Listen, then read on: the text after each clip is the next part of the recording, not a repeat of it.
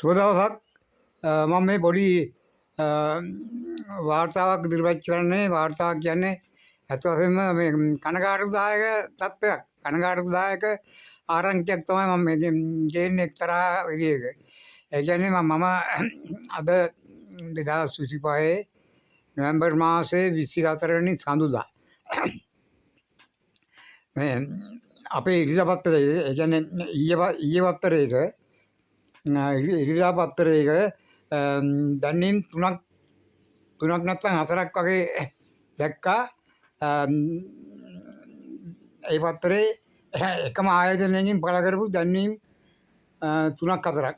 අපි තුනක් කියමු. තුනක් මම හොඳට ඇස් දෙකෙම දැක්කා. අන්තිමට පත්තරේ බලන වෙලාවක් හම්බුනේ මම ඉක්මනට ආවා එන්න. ඒ දැන්වීම් තුනේම තිබුණේ විශේෂ නිවේදනය කියලා දාලා පුද්ගලයන් 3 දෙනෙක්ගේ විස්තර දාලා මා විශාල ඡායාරූපයක් දාලා මොකද ආයතන කියලා දුන්නේ මේ පුද්ගලයන් මේ පුද්ගලයා අපේ ආයතනයේ සේවය කළා. මේ නාවල් දවස් ඉඳලා සේවය නතර කරලා දැන් අපේ ආයතනයේ සේවය කරන්නේ නැහැ කියලා මේක මහා මේ මුළු රටටම ප්‍රසිද්ධ කරනවා. සමහරට මෙහෙමයි අපිට හිතන විදියට මොකද්ද මේ ආයතනයේ වැඩ කරද්දී මේ පුද්ගලයන්ගෙන් මූල්‍ය අක්‍රමිකතාවයක් සිදු වෙන්නේ නැති. සමහරට අපි හිතමු දැන් ඔය කියන්නේ ඔය ෂෝටේජ් වුණා, ලීකේජ් වුණා, මුදල් අඩුවක් වුණා කියලා. එහෙම වෙන්නේ නැති අපිට හිතන විදියට. ඉතින් එහෙම වෙලාවකදී මේ වගේ මේ පුවත්පත්වල දැන්වීම් දාලා ඒ පුද්ගලයන් අපහාසයට පත් කිරීම සදාචාර සම්පන්නද කියලා මං අහන්නේ. අතහම මේ පත්තරේ තිබුණ දැන්වීම අනුව කියන්නේ මේ පිටු කාලකට විතර වගේ පත්තරේ පිටු සෑහෙන විශාල ප්‍රමාණයක ඡායාරූපයක් දාලා දුන්නා. මං හිතන්නේ ඒ දැන්වීමක් දාන්න වියදම් වෙච්ච මුදලින් මේ ඔය කියන පුද්ගලයන්ගේ වෙච්ච මුදල් අඩුව හරි අක්‍රමිකතාවයේ පියවා ගන්න පුළුවන්කම තියෙන්නේ නැති. ඉතින් දැන් බලන්න මම කියන්න හදන්නේ මේ පුද්ගලයා මේ මුළු ලංකාවටම පේන්න මේ පුද්ගලයන්ගේ විස්තර දාලා තියෙනවා. දැන් මේ පුද්ගලයන් සමහරට විවාහ වෙලා වෙන්නේ නැති. විවාහ වෙලා ළමා ලපටි ඇති, දරුවෝ ඇති, සමහරට විවාහ නොවෙච්ච කෙනෙකුණත් සහෝදර සහෝදරියෝ ඉන්නවනේ.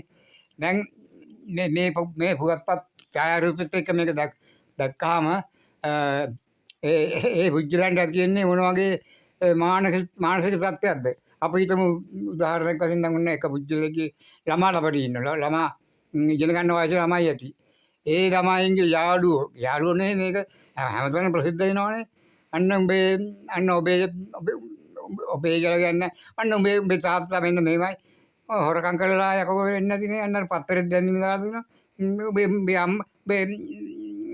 උඹේ අම්මා මෙන්න මෙහෙමයි හොරකම් කරලා පත්තරේ දාන්නේ නැතිනේ. අන්න උඹේ මල්ලි මෙහෙමයි කියලා කියන්නේ මොනතරම් අපහාසයක්ද, මොනතරම් අගෞරවයක්ද මේ මිනිස්සුන්ට කරන. අත්‍යවශ්‍යම හරිනේ. ඔය මූල්‍ය අක්‍රමිකතා ඒ වගේ දේවල් සිදු වෙලා තියෙන වෙලාවකදී ඔය අය කරගන්න ක්‍රම තියෙනවනේ. මේ පත්තරවල දැන්වීම් දාලා මේ අපහාස කරලා මේ රටේ ලෝකේ ඉන්න බැරි වෙන්නේ මිනිසුන්ට මුහුණ දෙන්න බැරි තත්ත්වයක් ඇති කරලා මේ වගේ වැඩ කටයුතු කරන එක සදාචාර සම්පන්නද කියලා මම නැවතත් අහනවා. මමත් අත්‍යවශ්‍යම එක්තරා මූල්‍ය ආයතනයක වැඩ කරා අවුරුදු 35ක විතර කාලයක්. සාමාන්‍යයෙන් දහස් ගණනක් සේවය කරන ආයතනයක එක පුද්ගලෙක් යම් කිසි මේ මූල්‍ය අක්‍රමිකතාව සිදු වෙන්න පුළුවන්. දැන් මම වැඩ කර ආයතනයේ අවුරුදු 35කට ආසන්න කාලයක් මම සේවය කරා. ඒ ආයතනයේ අත්වශයෙන්ම ඉතින් ඔය වගේ දේවල් වුණා. ඒ වුණාට ඒ ආයතනයේ පාලකවරු කවදාවත් නැහැ මේ පත්තර දැන්වීම් වල දාලා මේ මිනිසුන්ගේ අපහසුතාවයට පත් වෙන තත්ත්වයේ වැඩ කරේ නැහැ. ඒගොල්ලෝ ඉතින් පුළුවන් තරම් නීත්‍යානුකූලව නීතිය මගින් මේ අක්‍රමිකතා මූල්‍ය අඩුව මුදල් අඩුව අය කරගන්න මේ මහන්සි ගත්තා. උත්සාහ කරා. ඒකයි කරේ. මම ඇත්තටම මේ පුද්ගලයන් මේ අපහසුතාවයට පත්වන පුද්ගලයන් නීතිමය කටයුතු නොකළා නම් පුදුමයි. ඒ කියන්නේ ලක්ෂ ගණන් වන්දියක් කිරලා නීති මගින් කටයුතු නොකරා නම් පුදුමයි. ඒ නිසා මම ඉල්ලා සිටින්නේ මෙවැනි කටයුතු වලදී මේ පුද්ගලයන්ගේ මානසික තත්ත්වය පුද්ගලයන්ගේ විතරක් නෙවෙයි ඒ පුද්ගලයන්ගේ ළමයි දරුවෝ ඥාතීන් අසල්වාසීන් මේ මහා විශාල අපහසුතාවයකට පත් වෙනවා. අපි මේ නැවතත් ඉල්ලා සිටින්නේ මම නැවතත් ඉල්ලා සිටින්නේ මේ වගේ කටයුතු වලදී මේ වගේ දේවල් කිරීම ඉතා හොඳ කාර්යයක් කියලා අපට කියන්න බෑ කියන එක තමයි මම කියන්නේ. බොහොම ස්තුතියි.